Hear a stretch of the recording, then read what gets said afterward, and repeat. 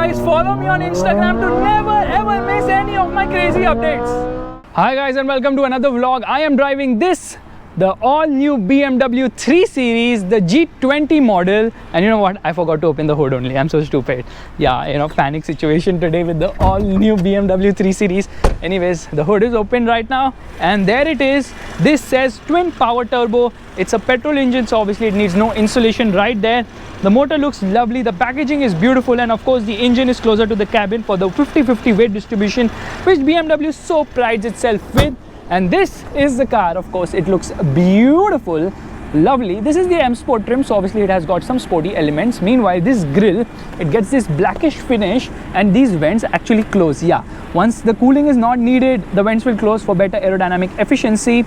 Towing hook right here, no headlamp washers but front parking sensors. You can see parking sensors here, everywhere. Fog lights are beautiful as well. It gets these L-shaped DRLs. Meanwhile, this gets LED lights, of course. And as you can see, the design of this car is somewhat going to remind you of the E46. No, actually only the headlight, because this king sort of a thing was there in the E46. Other than this element, there is nothing common with the E46, unfortunately. So as you can see, there's this chrome treatment right there as well. And this car certainly looks mind-boggling, because you know what? The size of the car has increased, so it's longer, it's wider, and it's a little bit taller as well. It's taller by I think 1 mm, but the wheelbase has also increased. The track is wider both at the front as well as the rear. They've decreased the weight, so they've done everything positive with this vehicle. And just look at the new 3 Series. Doesn't it look lovely? Now this is the M Sport trim, so there's this M badging there on the front fender, and it definitely looks longer than before. Really sharp, lot of cuts and creases on this vehicle, and the wheels are also really very nice, 18 inches on the M Sport. On the lower trims, the Sport line and the luxury line, I believe they are 17 inches. So there is this M logo right here. 255 40 18 inches at the rear. Michelin tires offer stupendous grip on offer. The front tires are slightly smaller, so the front tire size actually happens to be a 225 45 18. Again, M logo right there. Design is really very crisp. Okay, here you can see it says BMW LED. Of course it has to. And on the hood as well, you can see the cuts and creases look so freaking fab. This car certainly looks the part. There is no two ways about it. Okay, as I keep walking around, I just marvel at the excellence of BMW design till I reach the rear, when I realize that has BMW actually designed the rear, or has Toyota done it? Why do I say Toyota? Don't you think the rear looks too much like a Lexus? In fact, if you remove the BMW logo, you might just feel that this is a Lexus. Yeah, and of course BMW and Toyota have joined hands for the Supra, so maybe, okay, that's a joke now about Lexus designing the rear. They haven't, but you know, it's an evolution of other BMW cars, obviously the older 3 Series as well, but it's just too much like Lexus somehow. All variants of this car, including the diesel, the 320D, get twin exhausts. Now the one over here is obviously functional. Towing hook, rear parking sensors, there's a reverse parking camera here, 330i, LED lights, really very bright. Okay, this is the rear fog lamp, really very bright right now, and you obviously get this fake diffuser too. Why BMW? Why? You don't need to do that. Anyways, coming across to the other side, shark fin antenna. It's a typical BMW trait. It has to be there. It has to be there. There's no two ways about it. Meanwhile, okay, this sort of cut here as well, so lots of cuts and creases on this vehicle. Okay, there's a functional air dam here. This is actually functional to draw in air. Yep, you can see that from the side it actually takes in. So you have to really stretch to see the small crazy stuff BMW has done on this vehicle, which is definitely worth appreciating. Okay, you can see some amount of brake dust. Brakes are stupendous. Okay, braking performance is mind-bogglingly awesome, without a doubt. Anyways, let's open the boot. The boot capacity happens to be 480 liters, but you know what, it's kind of raised here. Okay, there are 2 gaps right there. You can keep stuff here, cubby holes actually you can call them. Meanwhile, okay, over here you get the spare wheel, which happens to be a space saver. The tire size is 135 80 17. The manual is in the boot somehow, I don't know why. First aid kit, of course, and that is the warning triangle right there too. So let's quickly get into the rear seat of the vehicle, and doors open wide and large, typical BMW elements. Door pockets are really nice and large, and you get beautiful treatment all over the place. The seat is slightly low and the recline angle isn't that much, but still it's quite comfortable. In fact, the increase in rear seat space is so much that the new 3 Series has the most space in the segment. I kid you not. Okay, so open the center armrest. Cup holders are placed right there.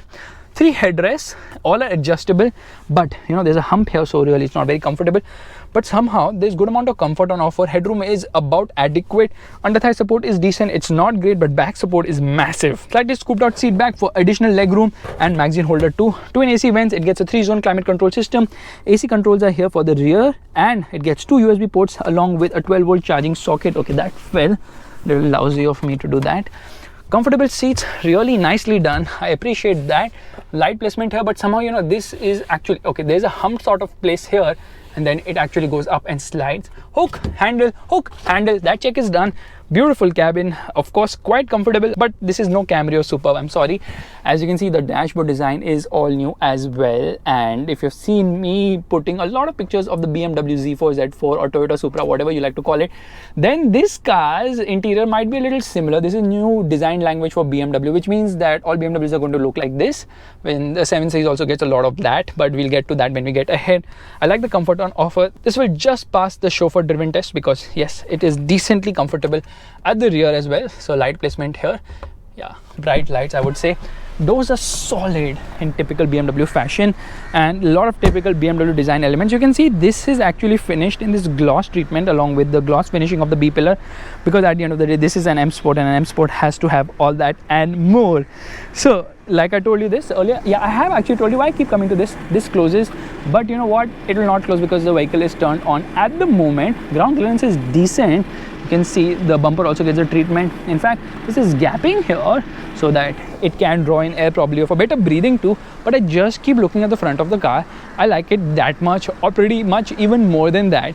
Straight away, let's get inside. Now here's a problem, okay, unless and until you don't open the car manually, it will not open because there is no passive entry at this price point. That's really disappointing. I don't know why Germans don't like passive entry. And here you can see it says M, yeah, with the M logo, of course. Door pocket is decent size. This is to open the boot. These are the controls for the power windows, and it gets electric adjust for the front seats along with this button which kind of hugs you.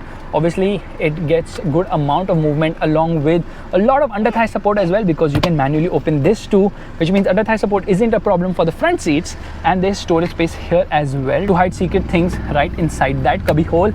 And this is actually to open the hood. Pedals are nicely placed. In fact, that is the shape of an aeroplane, or I'm missing something. That's a dead pedal right there. These are the controls for the headlights along with the headlight leveler, and you can see the finish. Actually, the ambient light works here. That's beautiful.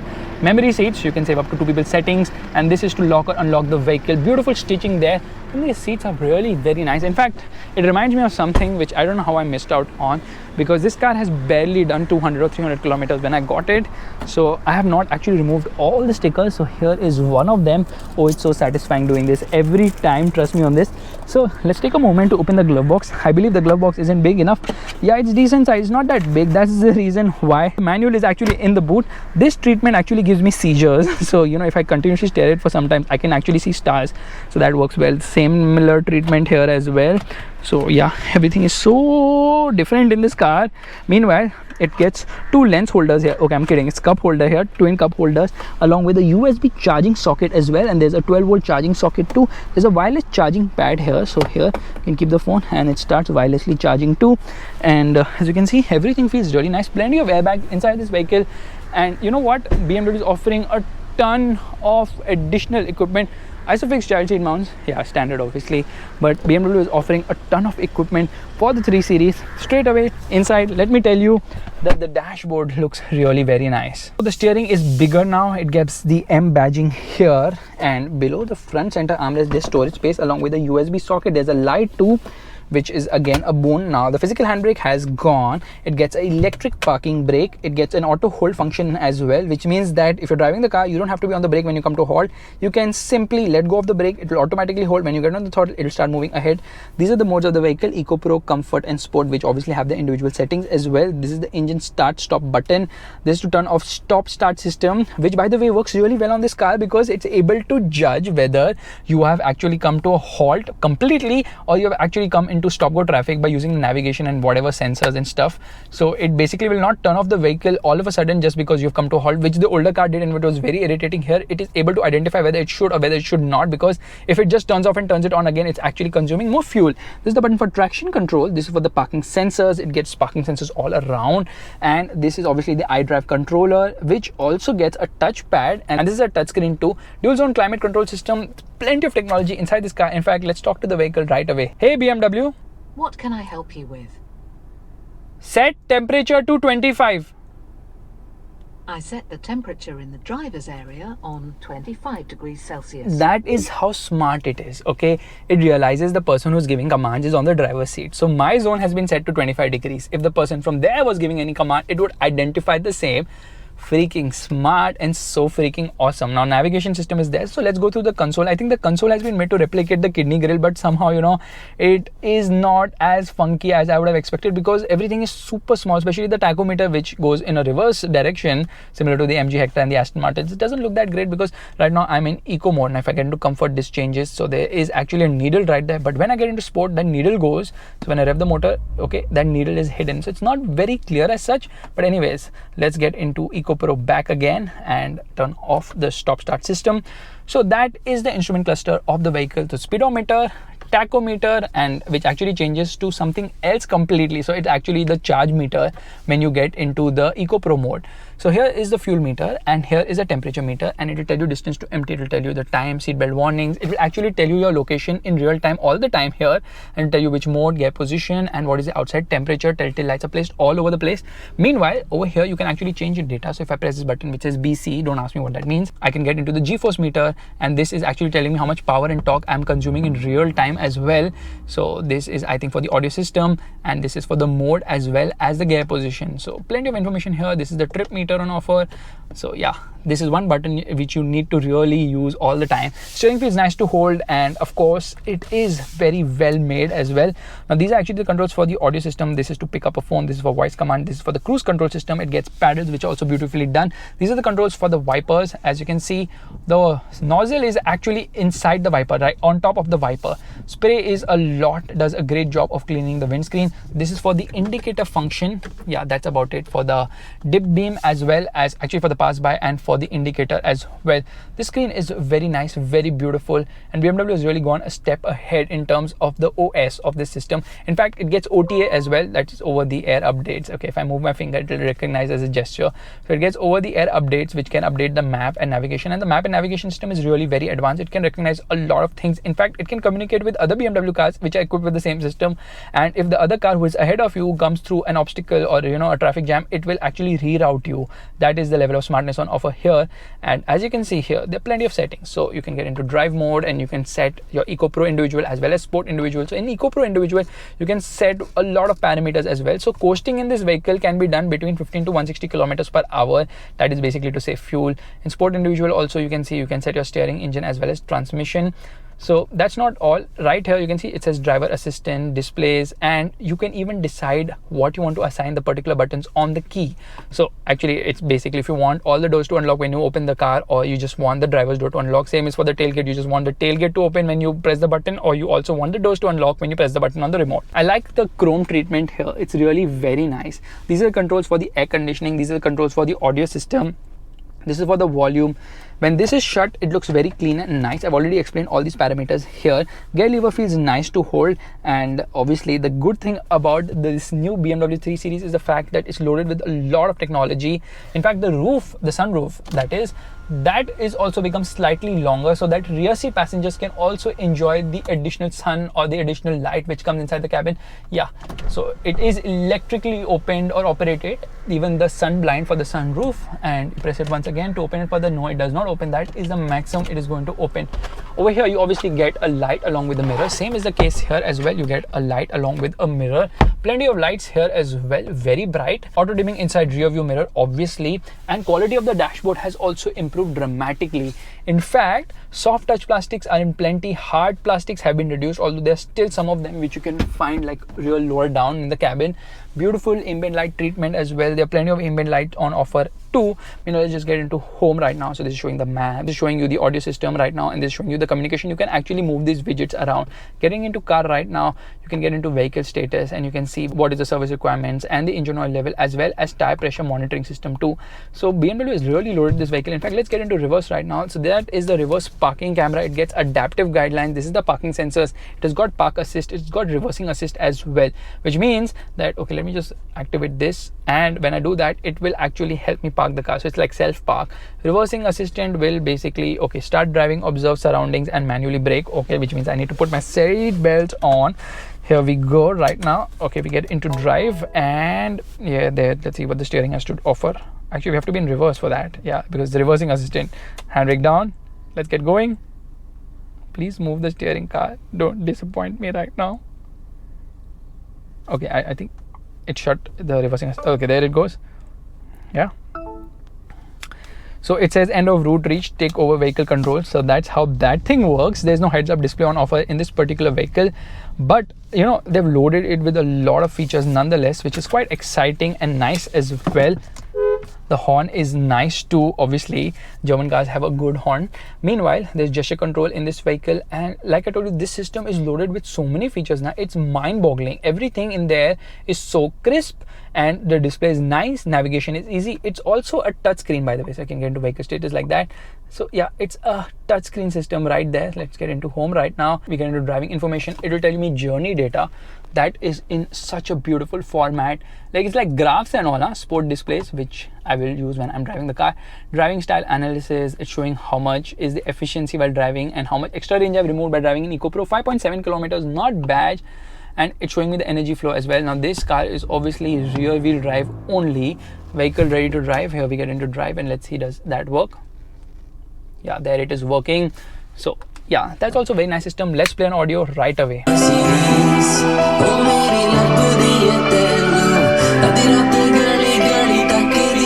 Oops, wrong song in the BMW. Did I just play Mercedes song?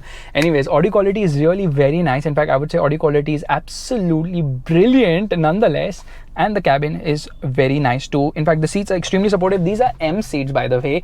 They're very supportive. They might be a little hard, but they're great for cornering. Although, you know, softer leather would be great, but that would be available in the luxury line nonetheless. Now there's Apple CarPlay, there's Android Auto. In fact, with Android devices, you don't need the key of the vehicle at all. You can actually program with the app, and you can just use your phone to unlock the car and use various functions, including pre-cooling the vehicle and preheating too. So you don't need that BMW remote for all these functions. So it's very cool and a lot of technology on offer in this BMW, but does it have the soul of a BMW? Does it drive better than its predecessor? Well, there's only one way to find out. Let's get going right away. Alright, we're all set to go, which means turning off the air conditioning first, getting into drive mode, getting into sport mode, getting into sport mode for the modes as well, and we will get into Sport Plus right away. Meanwhile, hey BMW. Hello, what can I help you with? Sport displays. Sport displays. Thank you so much. Traction off, traction control. We keep it pressed to turn it off completely. First it goes into sport, and now DSC off completely as well. Air conditioning off. Everything is ready, set, and go. Left foot on the brake, right foot on the accelerator, revving the motor, revs to almost 6000 RPM, launch control active, and that is a lot of torque output coming from this motor.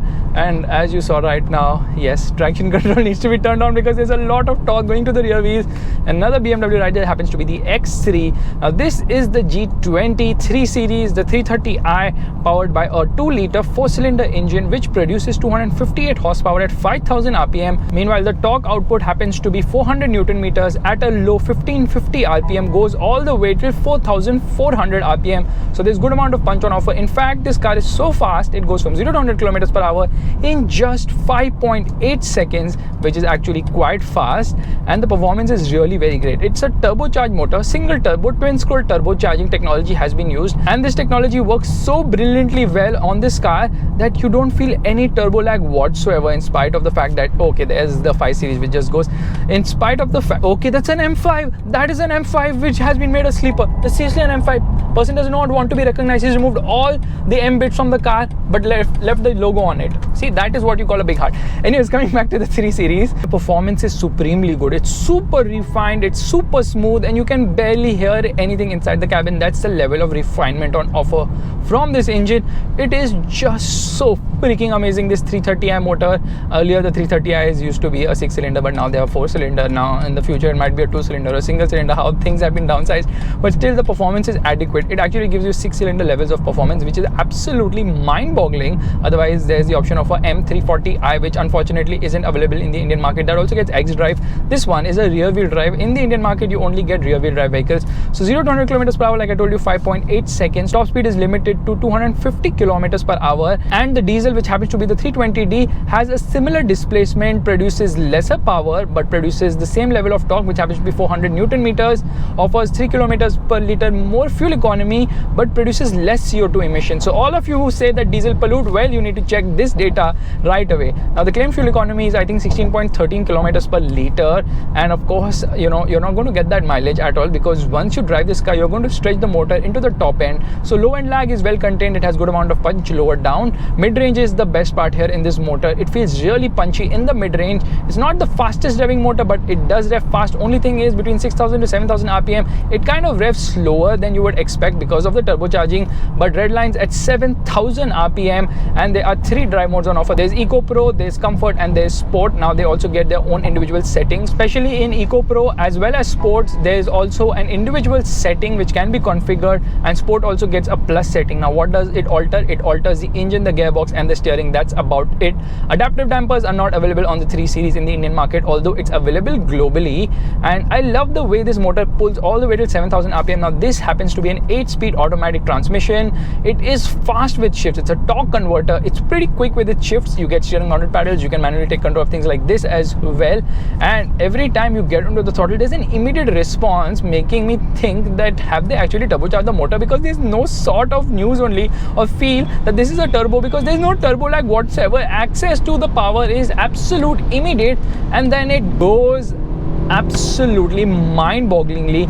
It is what a fab motor, what a fab motor. So like I was telling you, the performance is absolutely great. This gearbox is also very fast with shifts. You can obviously decide if you want manual mode, and you know, even if you touch any of the steering paddles, then you get into manual mode. With manual mode, it will not upshift unless and until you decide to do so. So gives you complete control of things as well, which is again a stellar bit in this car, because obviously if you have a manual mode, it should not shift gears unless and until you decide to do so. And it's so satisfying keeping the revs all the way till 7,000 rpm. It actually gives you goosebumps as well. Exhaust note is nice and throaty once you get past 4,000 rpm, and it just eggs you to push it harder and faster. This is a very capable car, very capable engine as well.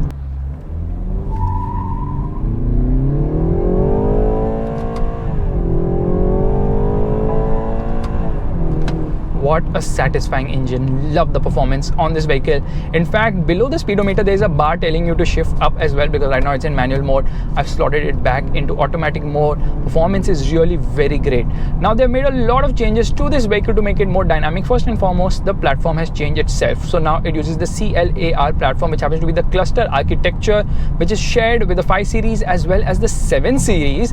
The wheelbase has been increased. The track has been increased both at the front as well as the rear. The weight has been decreased, so this one weighs 55 kgs less than its predecessor. And how have they done it? Well, even the subframe of the engine is now lighter, because they've used aluminum in many parts, including the bonnet as well as the doors and whatnot. So yes, this is a lighter car than its predecessor, and that can be felt. It feels more agile, it feels more nimble, and definitely feels lighter on its foot. That's not all. They've also achieved 50-50 weight distribution. The grip from the tires is absolutely sensational. It gets wider rubber too, and this is a car which just feels another league altogether. That is the level of performance on offer. The suspension on this car has been revised. It gets something known as lift dampers, which basically is an additional set of pistons in the dampers to ensure better rebound damping. The ride quality is definitely better than its predecessor. However, over bad roads you can feel the harshness from this vehicle, because yes, the suspension is on the stiffer side. It is a very stiff suspension, I would say, but then it's a sports sedan. We automobile journalists are You know, when the cars become soft, the suspension has been softened, we cry, say, "Arey, suspension ko soft kar diya." When they make it stiff, we cry, we say, "Arey, suspension ko stiff kar diya." But then the engineer is like, "What the f should we be doing with the suspension system at all? Neither make it soft, neither make it stiff. What?" Well, you can get a balance between both, which I think the Jaguar XE has achieved to a great extent. But that said, the steering on this car is absolutely mind-bogglingly sensational. Sorry, Mercedes C-Class, sorry, Jaguar XE, you are not even close to the steering feel of the BMW 3 Series and the Audi A4. Well, you're not even in the competition as far as steering feel goes, because the steering feel on the BMW 3 Series, the G20 model, is just mind-boggling. Unfortunately, the agility has gone at lower speeds, but as the speeds increase, the steering becomes faster and faster and faster, and the rear biased power delivery means that you can have some fun as well with the traction control off. Yes, it has a very oversteering nature, but trust me, the steering is mind-boggling. It's sensational to an entirely different level altogether, because when you push the car hard around corners, it just responds so well. There's so much grip on offer, there's so much communication on offer, and the faster you go, the better the vehicle gets, the better the handling gets, the better the steering gets.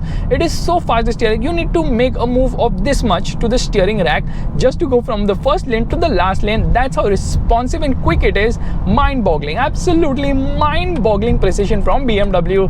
I have to applaud them for the steering feel. This is by far the best car in the segment as far as driving dynamics go. It rewards you, it puts a massive smile on your face, it just eggs you to push it harder and faster all the time.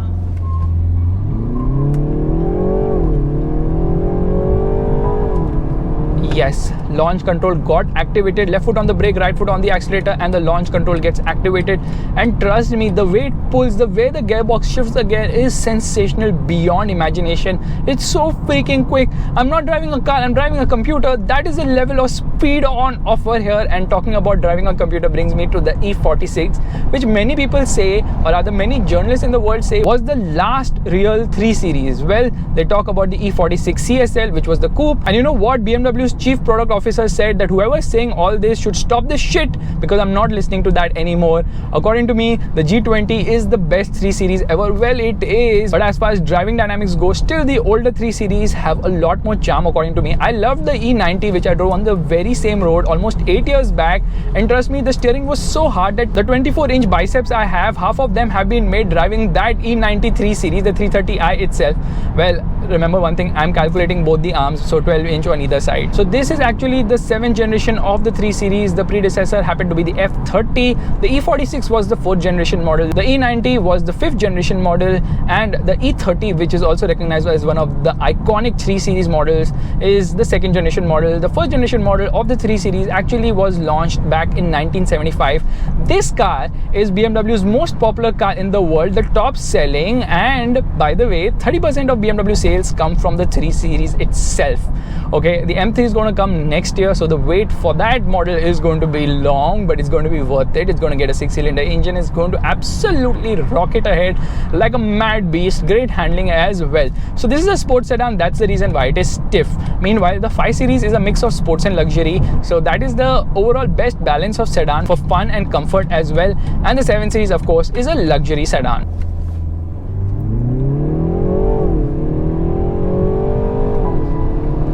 So the car has been made more aerodynamic. Obviously, the CD has been reduced as well. Weight has been reduced. It has a lower center of gravity, and the suspension, or rather the chassis, is stiffer by up to 50%. Actually, they've stiffened up a lot of parts between 25% to 50%, making this car a super handler, very rich in feedback, good amount of feel as well. Certainly, BMW is trying to get back the old days, but the old days will never come, not only for BMW, but for any other brand, because of newer regulations and buyers wanting more comfort and luxury. Because the older cars, they were really difficult to drive for normal people. Enthusiasts would love the hard steering, but for normal people, they will be like, oh my god, this is so heavy. I remember the E90 when I drove the 330i, I was like, okay, it's so much fun. It's like I'm driving a go-kart. But yes, for others around me, they were like, अरे steering बहुत ही ज़्यादा भारी है, power steering नहीं क्या गाड़ी में. And then of course the X1, the first model, not the facelift, that also had a very heavy steering. But heavy steerings are good. It's fun. This is on the lighter side at lower speeds, weighs up brilliantly at high speeds.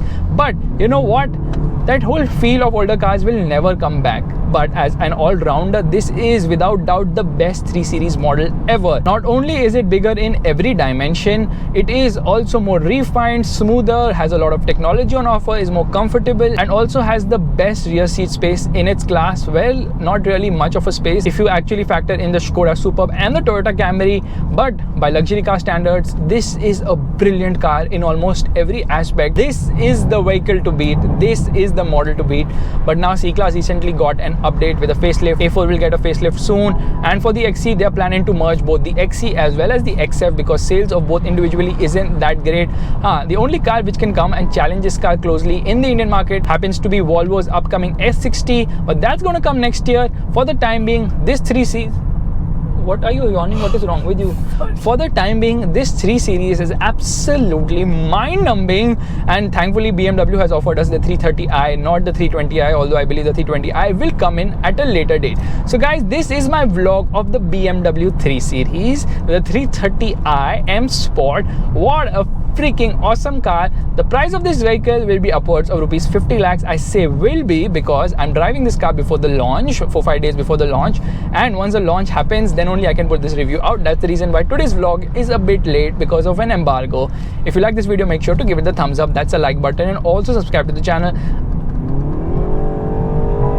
I will see you guys in the next video real soon.